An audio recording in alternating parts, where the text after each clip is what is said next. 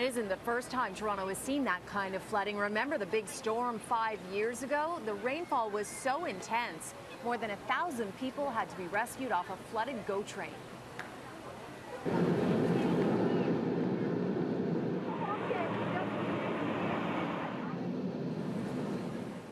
Back then, it was essentially a warning of more floods to come, and the city has been scrambling to prepare for future intense storms, spending $82 million last year to manage stormwater and try and prevent basement flooding and stop sewage from entering our waterways. But as an associate prophet U of T tells me, Toronto isn't the only city grappling with flooding. Is the city failing in its flood management? I think cities across North America are challenged because they're facing much more intensive flooding, much more than in the past, and they're trying to retrofit, and retrofitting after the fact is difficult. And the other issue is that our cities, as they intensify and grow, the spaces become harder.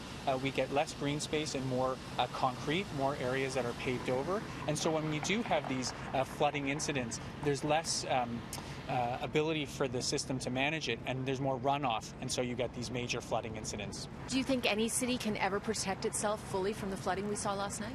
No. I think that cities face these challenges. I think that the weather and the climate is powerful, and in some cases more powerful than we are prepared to defend against it, and you're not going to be able to defend against everything. Critical is the idea of creating permeable spaces.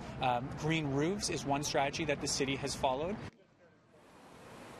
Now, Mayor John Tory came under some criticism today for his role in helping shelve a stormwater management plan last year. And it would have changed how homes and businesses were billed for water. Instead of just based on consumption, it also would have been based on the size of their parking lots and roofs. And the idea was that they could perhaps get more incentive to create green spaces or more porous spaces so that they would pay for less for water.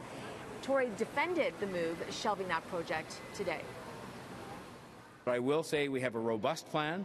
It involves the investment of hundreds of millions of dollars. That money is being collected and invested in hugely improved infrastructure. People can see that with their own eyes across the city. And so there is no detriment to the ability the city is having at the present time to invest in dramatically improved infrastructure. Now, the city tells me the improvements they are now making to Toronto's water infrastructure is now based on a 100-year storm philosophy, one that is so intense that before it would only come 100 years. And don't forget, our infrastructure, in part, is 100 years old, so it was not designed to withstand these storms that we are seeing more and more often.